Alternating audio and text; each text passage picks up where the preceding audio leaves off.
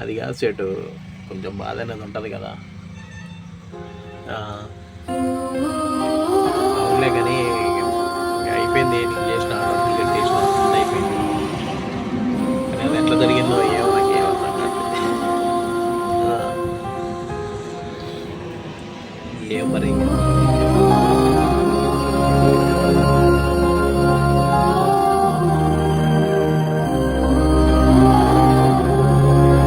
Sun rice mill అనమాట. మనం వచ్చింది లంకసాగర్ నుంచి లెఫ్ట్కి లోనకి రావాలి. సత్తుపల్లి నుంచి లంకసాగర్ మన బిఎం బంజర్ పోయే రోడ్లో లంకసాగర్ అని చెక్ పోస్ట్ వస్తుంది. అన్ని లెఫ్ట్ 1 కిలోమీటర్ వస్తే సన్ రైస్ మిల్ అని వస్తుంది అనమాట. పట్టా కూడా బిగిన నిన్న నైట్ మొత్తం వర్షం పడదు అనమాట, నాన్ స్టాప్గా. ఇప్పుడు అయింది ఫ్యామిలీ చేయడానికి పట్టా కూడా బిగి మళ్ళీ తాడు కట్టాను టెంపరీగా.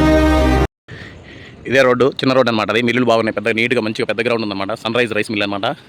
ఇక్కడికి ఒకటే బండి ఉంది మంది, కానీ మరి రేపు మార్నింగ్ దింపుతా అన్నారు. నేను సేట్లేడంట. ఇప్పుడు శాంపిల్ పెట్టారు, ఆ శాంపిల్ ఓకే అయితే బండి అన్నోడు అయితే అనమాట. వర్షం అయితే మామూలుగా వల్ల ఇది ఒక రేంజ్లో పడుతుంది అనమాట. పట్టా కట్టినా సొక్కలు కనపడ్డాయి, వండుకొని తిని సపోర్ట్ కూసాలి. ఇక 1% కూడా 4G నెట్ కూడా రావట్లేదా. 4G నెట్ కూడా బఫరింగ్ తిరుగుతుంది అనమాట. అందుకే నెట్ రావట్లేదు, వీడియోలు ఏం పెట్టలేదు అనమాట.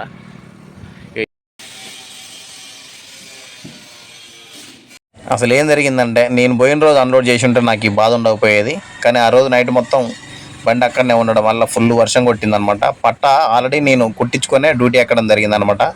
చిన్న కంట్లో నలసంత బొక్క ఎక్కడుందో తెలియదు అనమాట. కానీ ఆ బొక్కలోంచి తెల్లవారు నీళ్ళు గారడం వల్ల బస్తాలు మొత్తం తడిసిపోయినాయి అనమాట. దగ్గర ఒక మూలలు దాడవడం వల్ల వాళ్ళు ఏం చేశారంటే, ముందల పక్క నెట్టు, వెనపక్క నెట్టు, అటుపక్కది ఇటుపక్కది మొత్తం 4 నెట్లు ఆపారనమాట.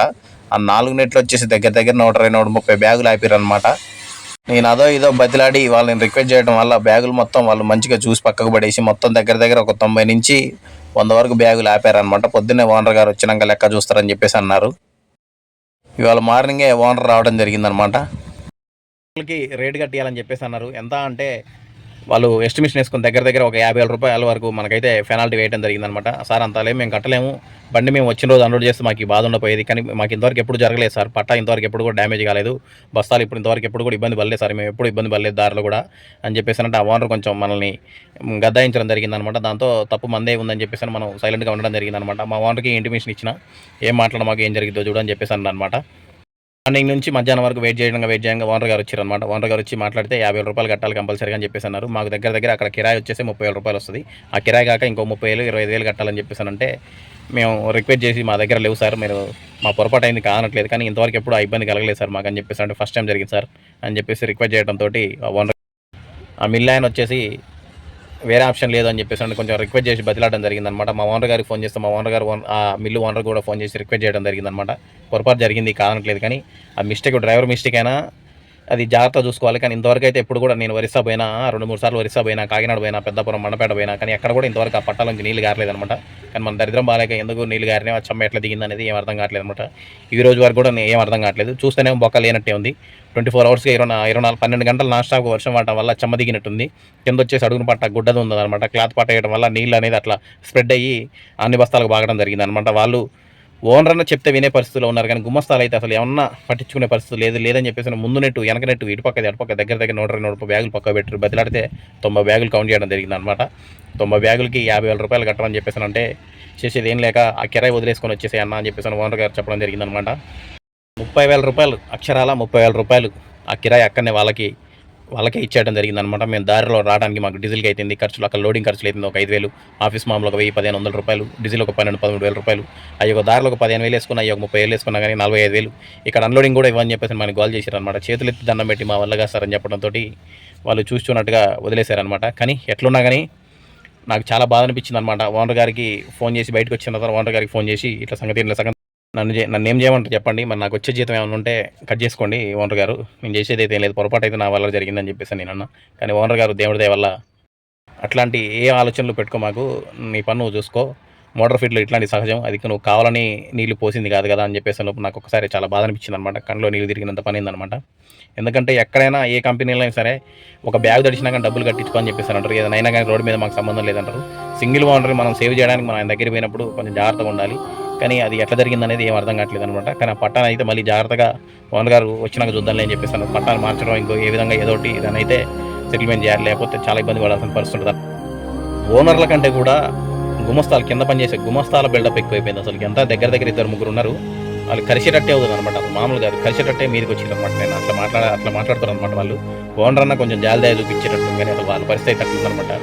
మీరు మాలాగానే జీతం చేయడానికి వచ్చారు కదా, కానీ అంత దారుణంగా ప్రవర్తించడం ఏమాత్రం కూడా న్యాయం కాదనమాట. నాకు చాలా బాధ అనిపించింది అనమాట. ఆయనతో ఫోన్ మాట్లాడుకుంటేనే కొంచెం ఎమోషనల్కి గురైనా నేను. ఎందుకంటే పొరపాటు జరగడం అనేది జరిగింది, కాదనట్లేదు. తప్పు ఎవరిదైనా తప్పే, కానీ జాగ్రత్త చూసుకోవడంలో మన పొరపాటు కూడా ఉంటుంది అనమాట. ఇక నాకు మాట్లాడడానికి కూడా ఏం మాటలు రావట్లేదు అనమాట. ఎందుకంటే చాలా తక్కువ మంది ఉండరు, బియ్యంలో మెరిగేలాగా చాలా తక్కువ మంది ఉండరు. ఓనర్లు, డ్రైవర్లని అర్థం చేసుకునే ఓనర్లు చాలా తక్కువ మంది ఉంటారు అనమాట. స్వార్థానికి వాడుకునే ఈ రోజుల్లో సరే పోతే ఏం కాదులే అని చెప్పేసి వదిలేసే ఓనర్లు చాలా తక్కువ మంది ఉంటారు అనమాట. అర్థం చేసుకోండి. నేను ఇక అంతే, ఇక ఏం చెప్పడానికి కూడా ఏం లేదనమాట. ఏదన్నా ఓనర్ గారు దయ అనమాట. ఎందుకంటే దగ్గర 50,000 రూపాయలు వదిలేయాలంటే అది ఎవరి వల్ల అయ్యే పని కాదు. ఎందుకంటే మనం ఇప్పుడు డ్యూటీ చేసి ఒక నెల జీతం నేను ఇయ్యను పో అంటే మనం బాధపడాలన్నమాట. మన ఫ్యామిలీ, మన పరిస్థితి ఏందని ఉంటుంది. అట్లాంటిది ఓనర్ 50,000 రూపాయలు వదిలేసి ఏం కాదు నేను చూసుకుంటలే, నీ పన్ను చూసుకో అని చెప్పేసి అన్నాడు. ఎందుకంటే ఆయనకు బండి ఈఎంఐ కట్టుకోవాలి, చాలా ప్రాబ్లమ్స్ ఉంటాయి. అట్లాంటి ప్రాబ్లమ్స్లో కూడా మనని సేవ్ చేసి మన మీద నింద లేకుండా మన పని మనం చూసుకోవాలని చెప్పేసి అని చెప్పడంతో నాకు చాలా హ్యాపీగా అనిపించింది అనమాట. ఓనర్ గారితో ఏదైనా క్షమాపణ చెప్పడం జరిగిందనమాట. నా వల్ల తప్పు జరిగిందని చెప్పాను. ఆయన కూడా ఏమనలేదనమాట. తప్పు కాకపోయినా తప్పు నొప్పుకోవాలి. ఎందుకంటే పట్టా డ్యామేజ్ అయిందంటే అది డ్రైవర్ బాధ్యత ఉంటుంది, డ్రైవర్ నిర్లక్ష్యం ఉంటుంది. చిన్న డ్యామేజ్ అని ఉంటే చేసుకో అని చెప్పేసి అంటారు. మనం చెప్పబెట్టకుండా అట్లా లోడ్ వేసుకోవడం వల్ల ఇబ్బంది అయింది. కానీ నేను ఆల్రెడీ డ్యూటీ ఎక్కే ముందే చేయించిన, కానీ ఎట్లా జరిగిందో ఏమో నాకైతే ఏం అర్థం కావట్లేదు. సరే మళ్ళీ ఒకసారి చెక్ చేయాలి. ఆ పట్టా అవకాశం ఉంటే మార్చుకోవాలన్నమాట. వర్షాకాలం కాబట్టి ఎప్పుడు వర్షం పడుతుందో ఏమో తెలియదు అనమాట. జాగ్రత్తగా ఉండాలి. ఏదన్నా ఓనర్ గారికి నా వైపు నుంచి క్షమించమని ఒక్కటం తప్ప నేను చేసేది అయితే ఏం లేదనమాట. ఐఎమ్ వెరీ సారీ ఓనర్ గారు. ఇటువంటి పొరపాటు ఇంకెప్పుడు కూడా జరగదని మనస్ఫూర్తిగా కోరుకుంటున్నా. మీ సతీష్, లారీ డ్రైవర్.